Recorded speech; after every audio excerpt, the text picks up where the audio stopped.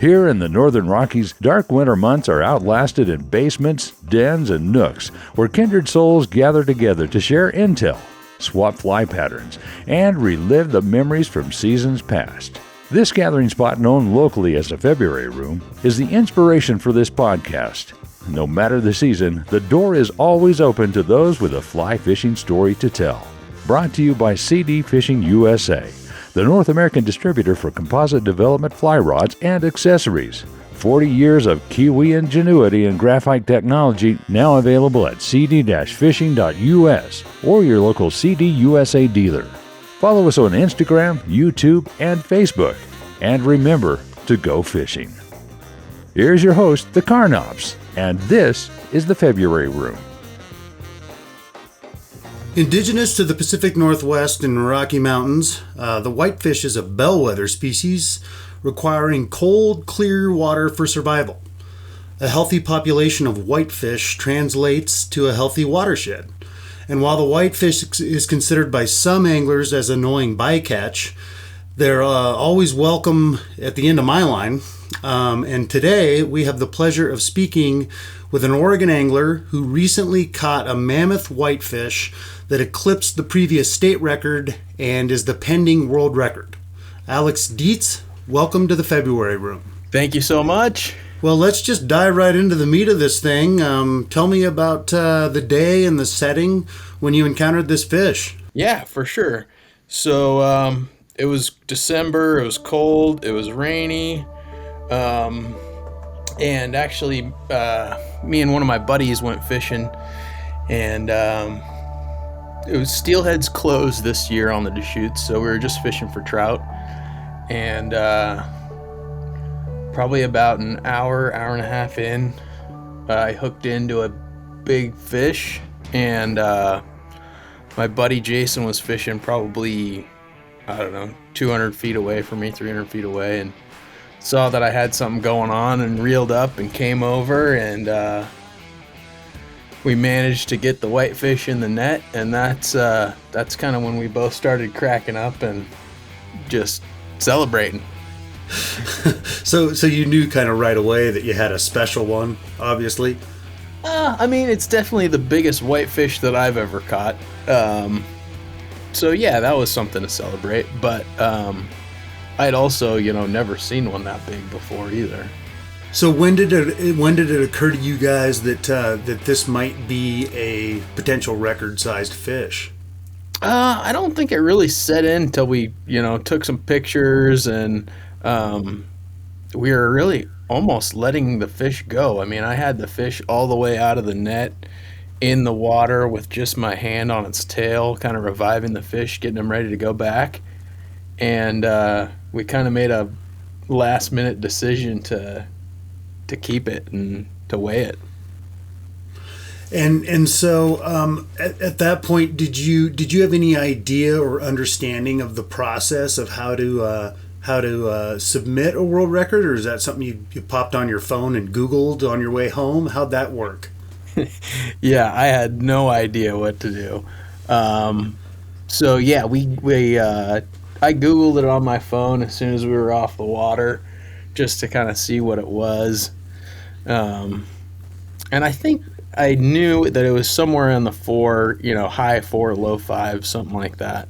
But yeah, I had no idea how to go about the process of getting it weighed, getting all of the signatures and pictures and all of that stuff. But yeah, I pulled it all up on the internet and didn't have too tough a time getting it done. And you were able to find a certified scale in your hometown of Bend, correct? Yeah. It's only any scale that's used to sell products to the public that has to be registered by the Department of Agriculture here in Oregon. So a grocery store. So it's not too hard to find a certified scale in Bend, Oregon. Yeah, exactly. But yeah, Newport was super great about letting me, they just weighed the fish for me right there at the meat counter, and we signed some paperwork, and then some guys came out of the back and were like, "Hey, we heard you caught a big whitefish. We want to see it. Where'd you catch it? What did it eat?" All this stuff, like the the fishermen from the grocery store came out and all wanted to check it out. But yeah, they were great about it. One of them didn't have a mullet by chance, did he? With kind of reddish hair. I don't know. Are you talking about Billy? Billy, The super tall guy? Billy, yeah. Yeah, I tell you the truth. I used to work at Newport Market when I was in high school, and I worked with him. But no, one of them wasn't Billy. But I'm sure I probably should have had him call Billy on the loudspeaker and tell him to get to the meat department to check out this whitefish. Well, that's funny. Well, yeah. To tell you the truth, I used to work at Newport Market in high school. And Nice. yep. And one evening, I was rolling out of work, and Billy and there was another guy that used to work there who was a big angler. He's not there anymore. They were huddled around a truck and a cooler, and so I went over there to go take a look. And this was we're talking like in 1989, maybe 88 or something. And they had this massive bass in a cooler. Really? And yeah, and I mean it took up the entire that standard size old igloo cooler sitting on ice, and it had come out of Crane Prairie. And at the time, Crane Prairie wasn't a bass fishery back then. It was still a trout, very much a trophy trout fishery. And so that was one of the first bass I'd ever seen that came out of Crane, and that thing must have been, I mean, I don't want to speculate on the size, but it took up an entire cooler. It was a massive bass. Wow. But yeah, that's funny, man. Yeah, that's hilarious. Yeah, that's world. cool. Yeah. No doubt. That's great. I didn't even know that Billy still worked there. That was just a shot in the dark. Oh yeah. Cool. So the paperwork that you submitted, is that something that you did online on your phone or printed out, or how'd that work? So for the state record, you just print out a piece of paper and you fill it out and you send in some pictures and info about where you weighed it and who was there, and get the signatures from a couple witnesses and stuff like that. The IGFA world record, the stuff to fill out for that, it's actually all online, but it's a lot more intensive. There's a lot more questions that they ask. They want pictures of the scale. They want the accrediting body that verifies the scale's accurate. A weigh master for the scale. There's a little bit more info, and then they want all the info. What rod did you catch it on? What line did you catch it on? What was your tippet size? What fly was it? And you have to take pictures of all that. I mean, I looked into this a little bit here before I started chatting with you, and it according to the IGFA, they've got a pretty nice video on their website that kind of explains the process. But it says that you need photos of the angler with the fish, photos of the rod and reel used, and photos of the scale. So you navigated that entire process and documented all of that. Yep, submitted all that stuff. It was a little tricky, finding out who who verifies the scales in Bend for the Oregon Department of Agriculture. But I made a couple phone calls and they were super helpful and got me all dialed in. Wow, that's awesome. And so that was just back in December. So the process of verifying it for the state record went rather quickly. Yeah, the state record went pretty quick. I think they just came out last week for the IGFA and said that it's pending. So wow, so pending world record, and the fish was 5 pounds 12 ounces that you caught, correct? Yep. And the current world record is 5 pounds 8 ounces. I believe so. Yeah. Okay. Well, cool. Well, I assume that you were nymph fishing when you encountered this beast, correct? Oh yeah. Yep. What are you going to divulge which bug it ate, or where are we at on there? Yeah, it ate an egg pattern. Yeah, we'll just leave it at that. I was nymphing. All right, sounds good. But yeah, it's kind of a fly that I like to use. But caught some trout that day, caught a big sucker, and this was actually I caught one whitefish before this that was pretty big too, but I don't think it was this big at all. So yeah, it kind of seemed like this was that day that we went fishing. I caught two big whitefish. The record being one of them, but I don't know if it's they're eating salmon eggs and getting fat or what the deal is, but they were healthy. Well, I think the whitefish kind of spawn around that time in the Deschutes too, don't they? I think so, yeah. So you may have encountered it at its full girth when it was all gorged up on all sorts of eggs. Well, hey man, congratulations. That's super cool. You know, that's kind of to me, it's a really amazing record because in a lot of cases, folks that pursue these records, you know, say, okay, I'm going to go catch the world record peacock bass on 4-pound line class tippet, right? And if you set your mind to you know make your goal of encountering or making your goal of eclipsing a certain record like that, and you have the resources to do it, there's a pretty good chance that you could go get something like that done, right? Yeah. But here we have, this is a fish that we catch all the time, that everybody that fishes throughout the Rockies and throughout the West, we all catch whitefish on a regular basis. So to catch one that's the world record, I think is pretty awesome. So congratulations. Thank you. So this is funny. When I moved to Montana for the first time in the mid '90s to go, you know, quote unquote, go to school out in Bozeman, my buddies and I, for some wintertime activity, we decided to have a white fishing tournament on the Yellowstone. And I don't remember the exact parameters of the tournament, how long it lasted. I think it was a month, but I don't recall all the details. I know that the grand prize was an 18-pack of Strohs. And nice. So you had to stick with one fly throughout the whole, not one fly, but one pattern. Uh-huh. And I ended up winning. You know, I was kind of the dark horse, right, out of Bend. But I ended up winning the tournament on a beadhead rubber-legged hare's ear. That's a pretty good day in, day out whitefish fly. Yeah. But you got her done on the egg pattern. Yeah. So actually, funny story, Fly and Field here in Bend every year does a whitefish derby. And it's a tournament to see who can catch the biggest and most whitefish. You've got so you meet at the shop at 7, and they give you a tape, like an official tape measure. And you've got a 5-fish bag limit, but it's all catch and release. So you catch them, measure them on the bank real quick, toss them back, and it's 1 point for every inch. And you get 5 fish, so I think the winner this year had like a 91 or a 92. Just crushed it. Got it.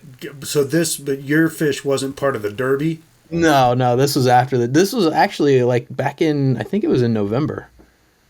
Yeah, one of my buddies actually texted me and asked me, he's relatively new to fly fishing, but he's just a fanatic. He's a pro snowboarder and a snowboarding rep guy who's been around Bend for a long time. But anyway, he texted me because he was going to participate in that derby and asked me what fly he thinks I should go with. So, you know, I recommended that beadhead rubber-legged hare's ear. Yeah. And he's caught a lot of fish on it. So, but he was privy to your record. He was one of the first people that sent me the link to that whitefish record. So, and my sister was actually the first. So she's a school teacher at Bend High. Cool.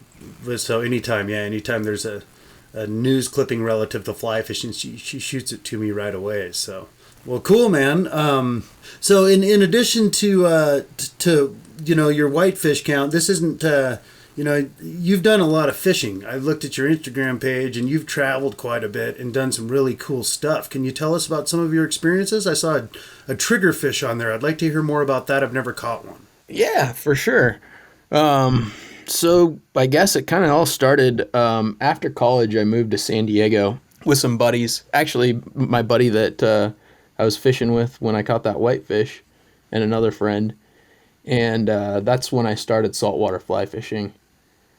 And it was a game changer for me. I just loved it. And my dad had been bone fishing one time down in Andros when I was in, I think it was right when I went off to college, he went. And he told me about it, and I was like, oh man, I gotta go.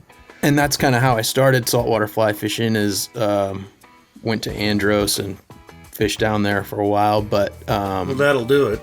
Yeah, for sure.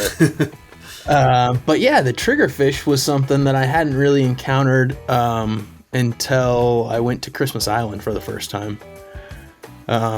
I mean, I've seen them in Hawaii and stuff, you know, the small ones. Some people call them Picassos, or the Huma Huma Nuka Nuka Apuaha or whatever. Nice job. Hawaii. Thank you. But yeah, the big, like the peach face triggers, the mustache triggers, those are mainly where I've seen them, is Christmas Island. But yeah, super frustrating, super picky, almost like permit status, where they'll, you know, look at your fly and just say, nope, don't want anything to do with that. But yeah, they're really finicky. They're great fighters, and when you hook them, they love to go in little holes and hide from you. But yeah, they're super fun to catch, super fun to target, easy to spot on the flats because they have a massive tail that they're usually sticking up out of the water, and they wave it around like a flag. So they're a lot easier to spot, which is, for me, great because, you know, I've got a tough enough time seeing anything in the water. And did you catch more than one of them? Yeah, I've caught a couple. You know, actually, where I've probably caught the most is down in Baja. It's a little bit different type of trigger. They're like darker. They're almost all black or gray. But they're super fun to catch down there. I think it's a different species, but, you know, same idea. They eat the same stuff. They've got the same kind of sharp teeth. Or not sharp, but super powerful. They'll, you know, bite your finger off if you get your finger in there. I've had them bite hooks in half. I mean, legit, you hook the fish, you're fighting it, fly pops out, you look at it, and they've bit the shank of the hook clear in half, and you've got, you know, no pointy end left. Huh. Yeah, man, that's cool. You know, I've seen them snorkeling, and I've seen a few on the flats. I didn't spend a lot of time on them. You know, I made a cast or two at them, and I'm like, that's not a game fish, and kind of moved on. And then, you know, later in life, I realized that those are a really coveted game fish, and as you mentioned, you know, folks devote a lot of time and energy into trying to fool them, and they're like even more picky than permit. A lot of people believe so. Yeah, that's cool. And yeah, you got to be geared up properly, because they will bite through anything, right? Yeah, I started tying on a different hook just for triggerfish so they can't bite through it. But yeah, they're definitely frustrating. Interesting. And in your travels in Christmas Island, did you encounter some GTs too? Yeah. Yeah, you'll see like a lot of baby GTs, but we definitely saw some, you know, full grown monsters out there. I managed to hook one nice one, not a monster, but probably 25 pounds, maybe 30 pounds out in Christmas Island, and land it, which was super fun. But, the spot where I caught the really big GT was actually in Aitutaki in the Cook Islands. Oh, okay. It's kind of down by, I think it's Tahiti, but you fly from LA to Rarotonga, and then it's a little jumper out to Aitutaki. But similar to Christmas Island, a little bit more developed, I would say. Actually, a lot more developed than Christmas Island, in my opinion. But still super cool, very remote, Great bone fishing and lots of GTs. Even saw some big wrasse out there too, so that was cool. Couldn't get any of them to eat, but they were cool to see at least. Yeah, those fish are a bugger too, to get them to bite. Oh yeah. My problem was I'd get it right in front of the wrasse, and then all these little 10-pound bluefin trevallies would come out of nowhere and just eat the fly right out of his mouth. Oh, cool. Yeah, like little lampreys or something. Yeah, exactly. Little rats. Well, what do you do to support this fly fishing habit of yours? What's your career? What's your day job? So I work for a lumber company.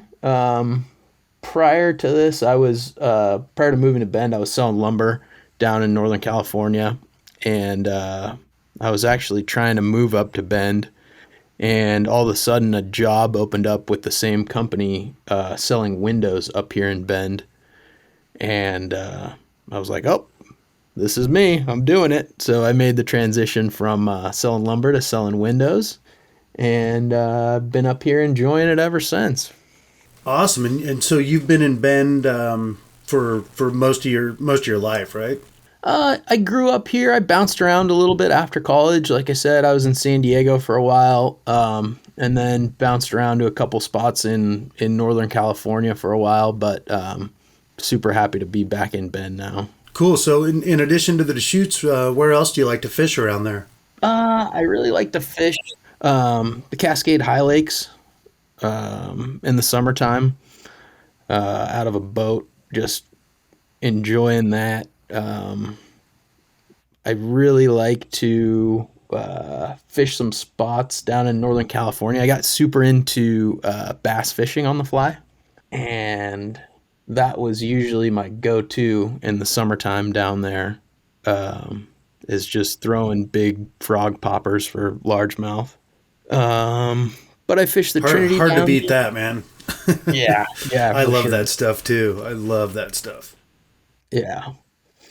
But I'll go chase steelhead over on the coast. But yeah, mainly I stick around here, High Lakes and the Deschutes. Those are if I'm fishing around here, that's probably where I'm going. Well, cool. I remembered this other whitefish story. I was fishing, this is, again, quite a while ago, but I was down above Moppin and steelhead fishing and got a whitefish. And as I was bringing it in, this big blue heron flew down and landed right next to me. And wow. I'm a ways up from Moppin, like... I'm up above Wapanesha, a few miles up, above like the locked gate up there. And this heron's like, eyeing me and making me a little nervous. I mean, they're a big bird with a beak about a foot long, and it's like kind of looking at me. I'm like, well, is this thing going to attack me? What's going on here? And as I go to release the whitefish, it's looking at the whitefish. So I just kind of flop the whitefish over in the water next to it, and it reaches down and grabs it and gulps it and flies off. Wow. Yeah, isn't that crazy? Because I wasn't in it's not like I wasn't in a heavy populated area, right? Like not like catching one in City Park or something where they see a ton of anglers. Obviously, there's quite a few fishermen that go through there, but I was surprised that there would be a heron that was geared to taking a whitefish off someone's line like that. Yeah, totally. Crazy. Yeah, it was pretty crazy, man. Do you have any other fishing stories you can recall? Anything that happened to you out there that was a misadventure or an adventure or something that sticks in your mind? You've done a lot of cool stuff. There was one battle from earlier I guess it was 2021 that stands out for sure. We were tarpon fishing, and I was with one of my buddies. We went down with another couple, and we fished with our wives for a couple days, and then the guys went out, and we were fishing for big migratory tarpon. And my buddy, he's never caught a big, huge tarpon before, so he's on the bow just casting, kind of blind casting into a little bit deeper water with an intermediate line. that so we got in a full intermediate line on a reel from the lodge that we were at, and it was on an okay reel, and it was a 10 weight, which was maybe a little undergun for these big huge tarpon. And anyways, he hooks one on this 10 weight intermediate line on this reel that we got from the lodge. Big fish, 100 plus pounds, and starts, the fish goes crazy, takes out a bunch of line. We finally, chase the fish down in the skiff, get the fish back on the fly line on the reel, and we tighten the drag all the way down, and we just can't hold this fish with the 10 weight in this reel. And after about maybe 45 minutes or an hour of fighting this fish, the guide goes, "All right, we're switching rods." And What? I said, "What? Okay. What?" And he said, "Yep, this is how we're going to do it." He said, "Okay, Alex," I had a 12 weight with a super powerful reel on it. And he said, "Strip off all the fly line from that reel until you get strip off all the fly line until you get to the backing out of the tip." And we did that. And he takes the backing and he cuts my double bimini off right behind the fly line. So he's got, 6 inches of double, or I guess it's 4 pieces of backing that are cut. And he said, "Okay, Alex, you get on the boat, put it in gear, and just follow the fish." And he has my buddy Matt reel up until his fly line is right at the tip. And what he does is, we're following the fish around. He grabs the fly line, takes my backing, and ties a clinch knot through the backing, or through the back of the fly line, and then cuts the 10 weight backing off of it. And he said, "Reel in, get this fly line on your reel, because this knot's not super strong." And all of a sudden, we were fighting the fish on this, super strong reel on a 12 weight. And within 15 minutes, we had the fish, by the boat. Unfortunately, we were in we weren't in super deep water, but we were in probably 15 feet of water. And so my buddy's been fighting this fish for maybe an hour 15, hour 20. And the guide was like, "Okay, be careful, because when he gets close to the boat and we try and land him, or not land him, but just get the fly out of his mouth, he's going to want to try and go under the boat. And you've got that drag super tight." Anyways, we try and land the fish. The guide touched the leader and everything, so it's counted, but the fish just darted straight under the boat. And you have to, get your rod around the bow of the boat so you don't snap your rod. Unfortunately, that didn't happen. And we snapped a 12 weight, like maybe an inch up from the cork. It was nuts. It sounded like a bomb going off when it broke. But the